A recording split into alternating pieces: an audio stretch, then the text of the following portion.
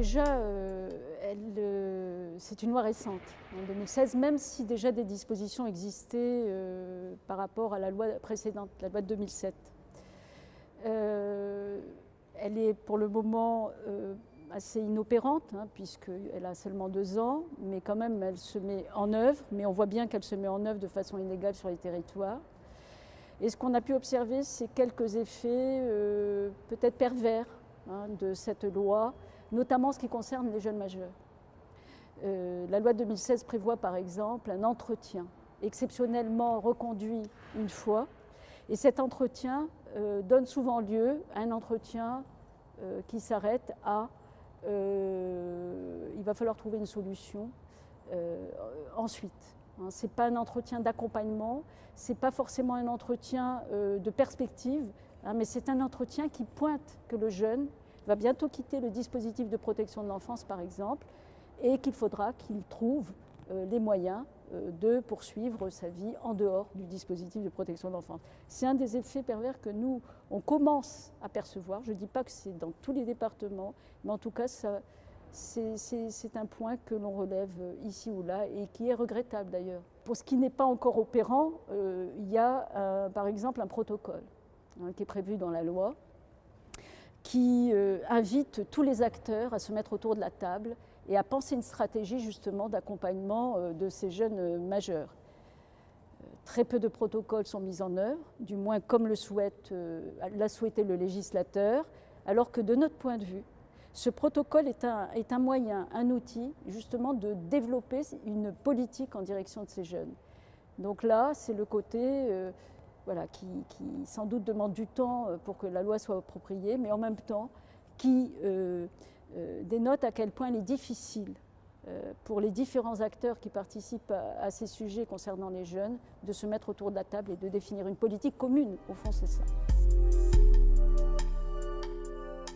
La protection de l'enfance, pour une large part, du moins pour ce qui concerne l'aide sociale à l'enfance, est conférée au président du conseil départemental.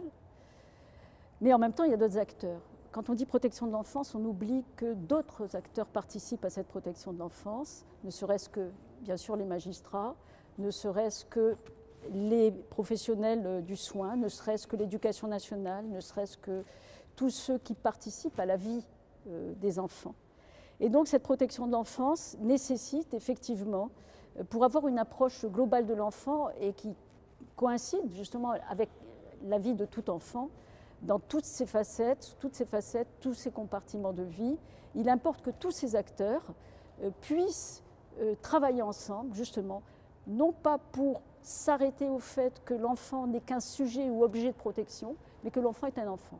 Qu'à la fois, il se fait que c'est un enfant qui a une histoire particulière, singulière, qui nécessite qu'il soit protégé au regard de la loi, mais en même temps, cet enfant continue de se développer, continue d'avoir des besoins d'enfant, continue à avoir des besoins de sociabilité, d'être avec ses pairs, d'aller à l'école, d'apprendre, d'être soigné, etc. Donc la gouvernance, ça suppose que l'on détermine qui est à même de piloter, d'organiser, si vous voulez, cette dynamique justement de protection de l'enfance. Bien sûr, naturellement, on dira que c'est au niveau territorial le département, le président du conseil départemental, mais qui doit être en mesure de rassembler autour de lui tous les acteurs. C'est ça l'idée. Et au niveau national, la gouvernance, la loi de 2016 a instauré le Conseil national de la protection de l'enfance, dans une visée justement de gouvernance aussi, mais de gouvernance de mise en œuvre de la loi. Et là, on voit bien qu'on a tout intérêt à ce que les différents partenaires ministériels, les différents acteurs nationaux, mais aussi les acteurs de territoire puissent participer à cette gouvernance. Et l'enjeu, c'est non seulement bien sûr de mettre en œuvre une protection de l'enfance qui réponde aux besoins des enfants sur tous les territoires, donc de veiller justement aux inégalités de traitement des enfants et de leur apporter les réponses les plus adéquates, de manière à la fois collective mais surtout individuellement.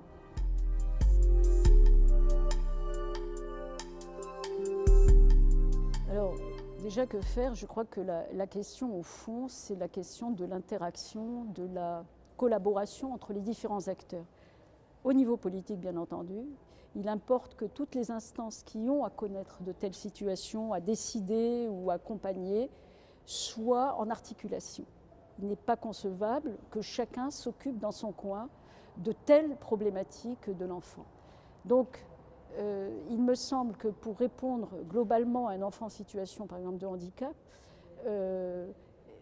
il importe que tous les acteurs institutionnels soient au clair sur une stratégie aussi d'accompagnement et de réponse sur ces jeunes à l'échelle d'un territoire. Et en même temps, il importe que les professionnels qui interviennent auprès de l'enfant au quotidien puissent être aussi en bonne complémentarité. Et ça, ce n'est possible que si on a défini au départ une stratégie d'ensemble et qu'il y ait une politique volontariste de travailler ensemble. Donc la question est, au fond, comment on arrive à induire une fluidité dans les parcours de ces enfants-là à partir justement de coopération entre les différents acteurs professionnels qui viennent d'horizons différents. De mon point de vue, c'est une des clés pour améliorer les réponses. Tant qu'on n'aura pas, si vous voulez, des communications d'informations, des synthèses communes, des temps de formation communs, la connaissance de ce que font les autres, on ne pourra pas, me semble-t-il, avoir des réponses cohérentes et adaptées à chaque enfant.